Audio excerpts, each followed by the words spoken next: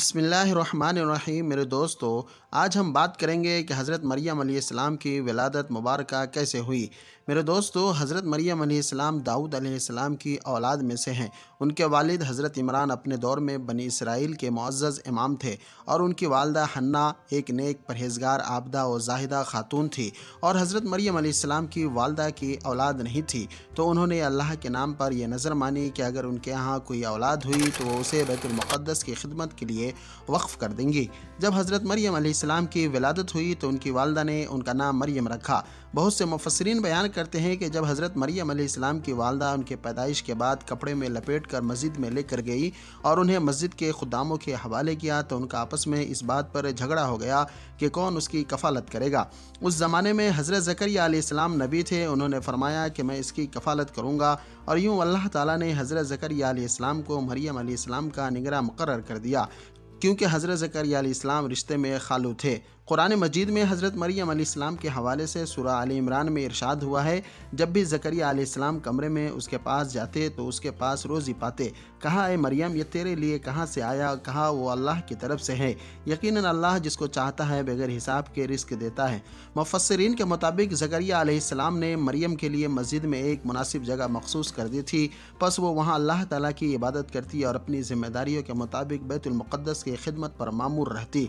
दिन रात अल्लाह की इबादत में मशगूल रहने की वजह से बनी इसराइल में उनकी इबादत ज़रबुल मिसल बन गई थी।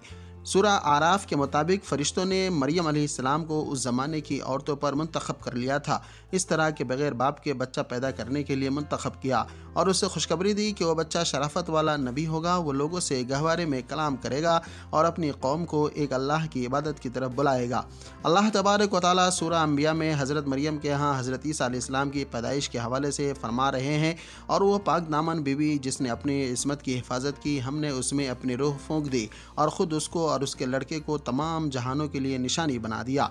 फरिश्तों ने जब हज़रत मरियम अलैहिस्सलाम को यह खुशखबरी सुनाई कि अल्लाह ताला ने उन्हें चुन लिया है और उन्हें पाकीज़ा बेटा अता करेगा जो बाइज़्ज़त मुक़द्दस नबी होगा और मोजज़ात के साथ इसकी तायीद की जाएगी, तो मरियम अलैहिस्सलाम ने बिन बाप के बच्चे की पैदाइश पर ताज्जुब का इजहार किया, क्योंकि वह शादीशुदा नहीं थी। तो फरिश्तों ने उन्हें आगाह किया कि अल्लाह ताला हर चीज़ पर कादिर है। वो जब किसी चीज़ को बनाने का इरादा करता है तो उसे कहता है कि हो जा, तो वो हो जाती है। लिहाजा मरियम अलैहिस्सलाम ने अल्लाह के फ़ैसले के सामने अपना सर तस्लीम खम कर लिया, अल्लाह की तरफ से तवज्जो और उसके फ़ैसले पर सर को झुका दिया, और उन्हें इस बात का बखूबी अंदाज़ा था कि यह उनके लिए एक बहुत बड़ी आजमाइश होगी। हज़रत मरियम अलैहिस्सलाम जान चुकी थी कि लोग उन पर बुहतान लगाएंगे, उनकी तस्दीक नहीं करेंगे और बच्चे को देखकर उन्हें झूठा करार देंगे। हालांकि वो अपने ज़ुहद व तक़वा और परहेज़गारी की वजह से बहुत मारूफ थी और एक दीनी और नबवी घराने से ताल्लुक़ रखती थी। जब हज़रत ईसा अलैहिस्सलाम की पैदाइश का वक्त करीब आया तो आप एक अलग दूर इफ्तादा मकाम पर आ गई। अल्लाह के हुक्म के मुताबिक ताज़ा खजूरें खाई और पानी पिया, और हुक्म हुआ कि अगर तू लोगों को देखे तो ज़बान हाल से या इशारे से कह दे कि मैंने रहमान के लिए मन्नत मानी है, यानी खामोश रहने की नज़र मानी है। और जब मरियम अलैहिस्सलाम अपने बच्चे के साथ अपने इलाके में वापस आई तो लोगों ने कहा, ए मरियम बिनते इमरान, ये बच्चा कहाँ से लाई? तो उन्होंने बच्चे की तरफ इशारा करके फरमाया कि उससे बात करो, ये तुम्हारे सवाल का जवाब देगा। तो हज़रत ईसा अलैहिस्सलाम, जो कि उस वक्त चंद दिन के दूध पीते बच्चे थे, बोल उठे। कहा, मैं अल्लाह का बंदा हूँ, उसने मुझे किताब दी है और मुझे नबी बनाया है और उसने मुझे बरकत वाला बनाया है।